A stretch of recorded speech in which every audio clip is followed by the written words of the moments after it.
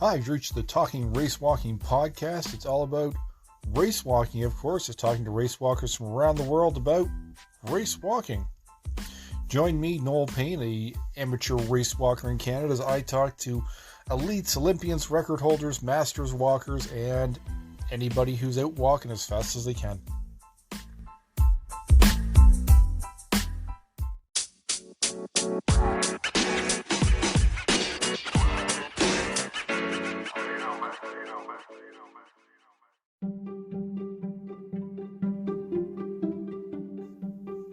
Hi, so this is a section where I'd actually be talking to someone, a race walker. So this is where you can come in. If you know a race walker, you're a race walker, and you have an amazing story, I want to hear from you.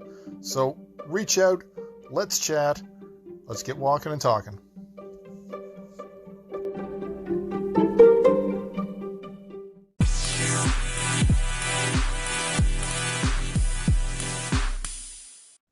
Hi everyone, welcome to another episode of Talking Racewalking. I've gone to the United States, I've gone to the UK, but I think this is probably the longest time zone and distance I've gone to talk with race walkers. So I've gone all the way to Australia to talk to Declan Tingay. Welcome, Declan. Hi, good morning for me, good evening for you. Yes, exactly. So I think you're technically in the future. So you're a day ahead of me. So glad to have you on. I think for anybody in Canada watching, or anybody in the Commonwealth anyways, we will have seen you race this year against one of the Canadian race walkers we all know so well, so Evan Dunphy. So that's how I really saw you racing this year, was sitting down to watch the Commonwealth Games, 10,000 meters, and I saw you have an amazing race. I thought you were going to take that race. I was yelling at Evan to go after you. I didn't think he was going to do it. But both of you had an amazing time. Let me take a look at the time. It was 38:42. Now that's a fast 10,000 meters. Yeah, that's a quick one. And it was a lot of fun, to be honest. It was maybe one of the most fun events I've been a part of, and I think being a 10,000 helps that. It's always just infinitely more engaging than a 20 or a 35. I think Evan would agree with that too, but I know he likes the longer stuff. Yeah, I thought it was an interesting race, actually, for those who didn't get a chance to watch it. It was the Commonwealth Games, 10,000 meters on the track, which is a lot of times we see the 20 and then now the 35 and the 50, where it's a lot of road, people finish on the track, but having a 10,000 on the track was really neat to be able to see everybody sort of making laps, the strategy. And Evan, for those who haven't watched it, Evan managed to catch Declan with not much to go, and just pulled ahead of you. I honestly didn't think he was going to get around you. You looked amazingly strong that day. So it was a fun race to watch. So people haven't seen it, go check it out. And Declan, you've had an amazing 2023. So tell me how the year has gone, because I see some amazing times. How has your year been? Really positive. And I think I should frame that by saying that my 2022 was quite hit or miss. I had a handful of really positive results, and then I had a handful of really, I won't say negative, but results that maybe let my year down last year. So I think what I've done this year is capitalize on a few of those strengths, make those weaknesses less weak, compounding another year of fitness. And it's paid off in some higher highs and some less low lows. Well, I mean, anybody who's looking at, I think the highs anyways, we'll see a very impressive year. I mean, I think looking at, you can correct me maybe because not everything online is correct, but a lot of your personal bests were set in 2023. I mean, 18:12, 5,000 meters, 10,000, 13:03, 20K at 1:18:30. So that's a decent year. So and some good placings as well. So congratulations on that. And for anybody who has not looked up Declan and is just tuning into the podcast because you've subscribed or just tuning in, Declan's not that old yet either. So are you 24 this year? So you're still a youngster in the race walking world. Yeah, yeah. Sometimes a bit too young, I think. I look around and I'm competing against guys who have got almost 10 years on me, and I don't want to say it, but I'm almost just waiting for them to, end their careers, retire, and then I'll just naturally move up. But no, of course you got to keep working a bit harder. Well, honestly, from what I've seen, I mean, your times and performances, I think maybe at some of the big meets you probably haven't hit where you wanted to, but I mean, you were seventh. Do I have it right? Seventh at the Worlds? Eighth, Eighth. eighth Sorry. So I place. mean, that's not bad. So 24, still thinking you're young, and with those impressive PBs, you may not have gotten the medals at some of the big meets so far, but I think you're up there with the big ones. So well done on that. So I've got a couple questions for you. Um, I've often talked recently to those in the US, the UK, and Canada. So with the main focus in sort of, I don't want to say North America, so I always forget about Mexico, and they've kind of a powerhouse, but Canada, the United States, the race walking world is fairly thin. There's not a lot of race walkers. Where I see Australia, and you guys have a really strong group of race walkers there. What do you think it is that is creating a success for Australians in race walking? Well, we've always had a good history in the walks. You go back 20 years and we had, fantastic walkers in Jared Talent in his prime, Nathan Deeks, Adam Riata, Luke Adams. And I mean, I think maybe people forget that we did have a bit of a dip down, a bit of a low period, maybe between the Rio Olympics and Tokyo. We didn't have too many walkers going about. COVID didn't help. And I think there was a big onus on sort of the younger group at the time, me included, to stick at the sport and sort of progress ourselves naturally. And what you're seeing now is a large cohort of young 20 something walkers who are coming up through the ranks and dragging an even larger cohort of under 18 and under 20 walkers up with them. And we're seeing that a lot now. We just had our under 18 school championships last night. You may have seen some of these results for yourself. I think we had 3 under 18s go under 20 minutes. Wow. We had a 16-year-old in Isaac Beecroft walk 19:31. So I think that speaks to the depth of talent that we have coming through now. No, that's really impressive to see. I think sometimes perhaps in Australia, if you're isolated from the rest of us geographically, but I think oftentimes I think people don't realize how impressive it is. I mean, in Canada, there's literally not much coming up behind some of our key walkers. We have a couple good younger walkers. I don't want to forget to say that, but not in the numbers that we see over in Australia. Now, let's talk about some of the differences then. So how did you discover race walking? Here, it's kind of hit and miss. It's not in our school programs, and it's in very few university level athletic programs. So how did you stumble across it? Well, Australian sport is almost polar opposite to North American. So all of our sport it happens outside of school. It's Okay. club based. To a small degree, yes, you can compete for your school or for your university, but it's not a natural pathway for many people at all. So we start much younger, community sport, club sport, and maybe we're just lucky that walks is embedded within that. There are clubs and community sport groups in Australia that don't do the walk. And so you see these areas don't produce any walkers. So a lot of it, I think, just comes down to luck and culture. And maybe we're lucky that our culture in athletics is inclusive of walks. And then that's why you see young walkers coming through. So I started track and field at 5 years old. Wow. It's about as young as you can start sport in Australia, only because mum and dad wanted me to do athletics. So I did. I just naturally picked up the walk at about maybe 12 or 13. And I don't know, I had some immediate success. So I stuck with it, and that led to some future success. And that's really as easy as it is.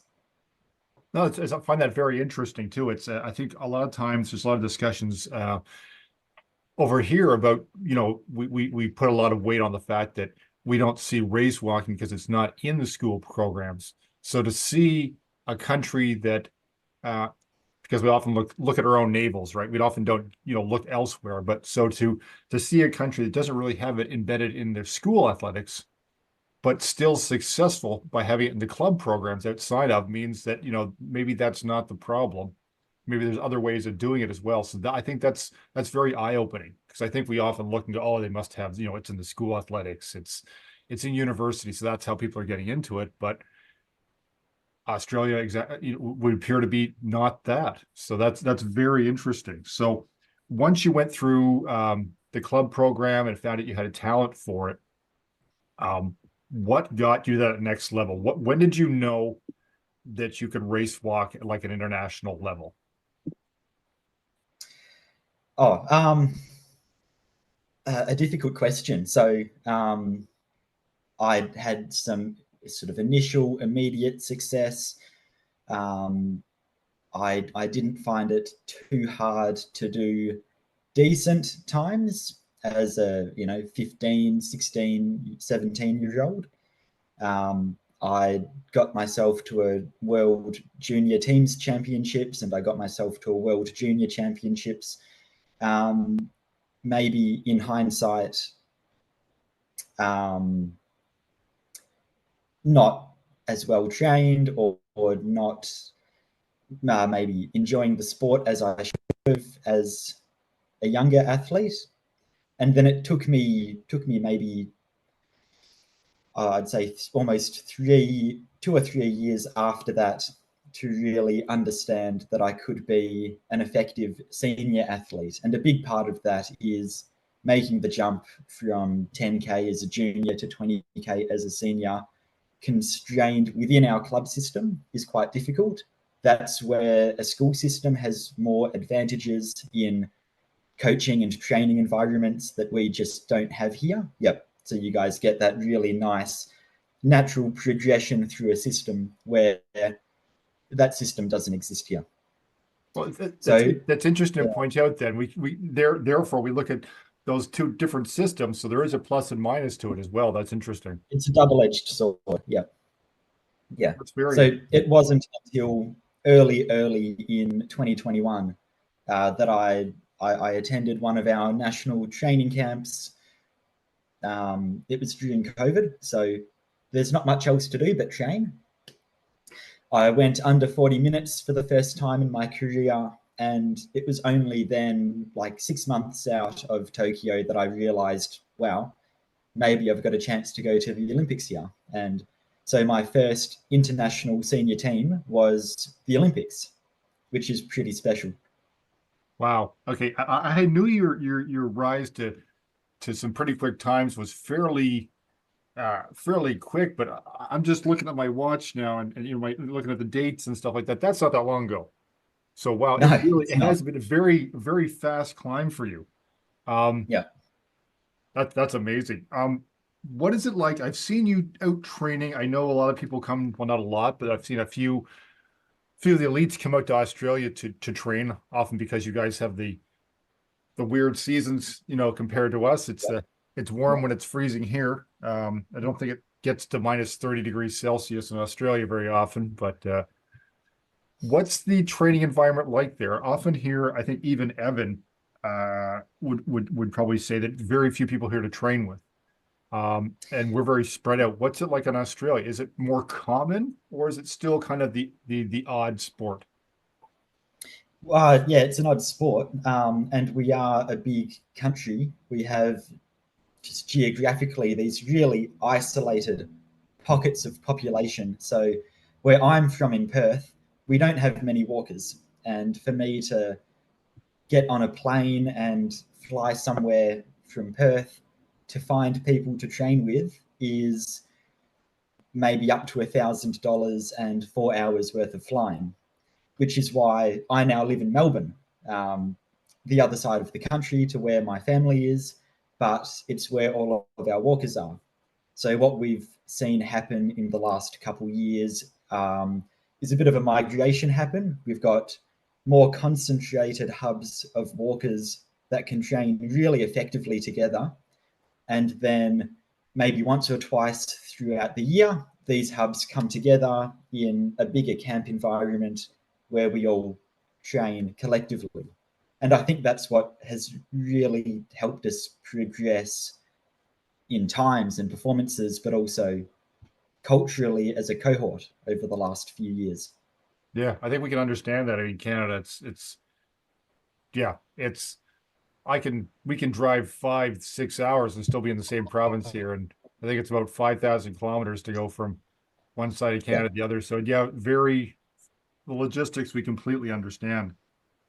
So with all this said, really quick rise, really fast times. What are the long-term goals as a 24-year-old in race walking? What drives you? Here's the question. Here we'll do it. What are the athletic goals as a 24-year-old looking ahead and already at a very high level?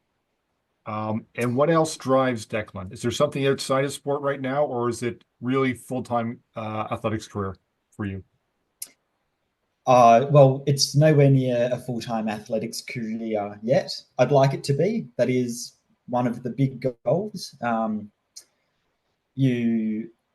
You may have interviewed Tom Bosworth already, and I met Tom, I think, almost 5 years ago now, in a hotel in China. I shared a room with him, and one of the things that first struck me about Tom was, to his credit, a commitment to making athletics a full-time career. And I think he's one of the few who have really succeeded in it. And it's something that I've wanted for myself since. So to make sport a career, to make money off it, to live a lifestyle through it is a big plus. It's a really lucrative goal to chase after. And then things like medal times and performances, I think, just naturally fall within it. Completely. Yeah, I think it's a very tough world. I think race walking, I mean, I was a runner before race walking, so I know the distance world. It's very similar. It's not as flashy. It's a lot of training and a lot of work, with few opportunities where you really have to take advantage of. So I've seen this a lot. So is there something outside of sport that drives you as well in the background? Uh, I love school. I love to study. I've been at uni for too long now. It's maybe been a cumulative 7 years, which has its disadvantages. You get sick of it after a while, but of course, as a whole, I love it. Race walking, and especially Australian race walking, is lucky that um, we get researched a lot. We get studied quite often. It's one of the reasons that international walkers come here in the summer to participate in these big research camps, training camps built into and around a research project through the AIS or through one of the biggest through one of our unis here. And that's something that always attracted me too. I've got two scientists for parents, so studying, education, research, university is something that I just enjoy, and it's something that I'd like to sort of move into and continue in the future. I'm trying to finish my undergraduate thesis now, hopefully by Christmas. So that's good fun, and it's something that I like to pursue. No, excellent. No, I think when I talk to my podcast is about race walking, but I think often when I interview anyone, often half the the story is about the person, not just the sport and the times and the performances. So I'm always delving Exactly. into the person themselves. So I find that really interesting. Um, as we move towards the end of the podcast, trying to think of a few interesting questions to finish things off. Um, one, of course, is going to be, what are your future goals in terms of short and long term? Where do you want to see yourself go? Um, and I think the last one is going to be, have had to think on this. Um, I think I might throw you something that I'm going to move into a podcast about later in the year, which is just an interesting question that arose through discussion with a number of race walkers. So first, maybe I'll leave with the weird question. Um, it came up into discussion with some race walking experts, and it's a question about what is walking and what is race walking. For many of the people that are in the race walking world, they already listen to this. They know they've read the definitions and everything else. Um, for many people who are new to race walking, the question of what walking and race walking is, and then power walking and running, there's a bit of a blurry area. And one of the Yep. questions that came up was, is a bent, slightly bent knee more effective than a straight leg for race walking? The other half of that question is race walking the most effective and fastest ways to walk? Or is the straight leg rule a way of defining and separating race walking from pure walking and running? Any thoughts on that? Yeah. Yeah, sure. I mean, um, good question. It's a cool one. I mean, of course, race walking's defined by the rules of the sport, like any other sport. So, straight knee rules and loss of contact rules define what our sport is. And I guess if you're adhering to those two rules, then you must be race walking by definition. But outside of that, it would be like differentiating between running down the street at your local park run or running the Berlin Marathon in 2 hours. Yes, they're the same thing, but no, they're quite different. And I think it comes down to intent most of the time. Anyone can go out and walk. Anyone can go out and power walk. Easy, simple. To race walk takes a different intent. I think that's what defines it for me. Yeah, I would agree. I mean, being in the sport and a race walker myself, I agree. I think the interesting thing that came up was I'm hoping to bring together actually a couple of sort of experts in the sport and perhaps someone from the sort of the biomechanics aspect of things as well. That funny question of, is race walking, the technique of race walking within the rules, is that the fastest way to walk in terms of, if you had to walk absolutely as fast as you can, would you use the rules that race walking uses? Or would a slightly bent knee or something else be more efficient or faster? I think the straight leg, from doing it and watching and talking, I think the straight leg is what helps push and propel and allow that person to walk that fast. But there's not many people that are trying to walk that fast that aren't race walking anyway. So it's hard to say. And then there's the whole idea of, is it 180 or would 175 be fine? Is 175 more beneficial than a purely straight leg? So it's those weird questions that I hope to answer in perhaps a future podcast, just out of pure curiosity. So, That's a good question. I hope you can get an answer. well, you never know. We're not. For me, it's often like I think everybody's got a different technique in race walking too. You've got the rules, and how everybody race walks is slightly different. And then coming from I'm kind of a shoe geek sort of background in sort of biomechanics and shoes and running shoes. They have all these super shoes now, but it still comes down to what works best for you. So regardless of some of the Exactly. science and everything else, it still may not work for you. Every foot is different. So if you get a shoe designed for one person, you may not get super times for another person. So we may come down to that answer in the end, that it'll depend. So That's it. Yeah. all right, so we've moved from the geek portion. We're gonna wrap it up so that you can get going your day, and I'll finish up my evening. So the last one is, where is Declan Tingay going to be in 2024? What are you shooting after? And what is what's the dream for Declan? If you had to hang up the race walking shoes on the wall at the end of the day, what would make you happy? So short term and Declan happy at the end of the day hanging up the shoes. What would those two be? Yeah, perfect. The way I work, I've got this mapped out until 2032. I get a home Olympics. I'll be 33 years old. Fingers crossed, touching wood. I should be at the height of my powers. It should be the best I can be. To go out on a home Olympics would be amazing. Part of me is always a bit worried about one, is the body going to last that long?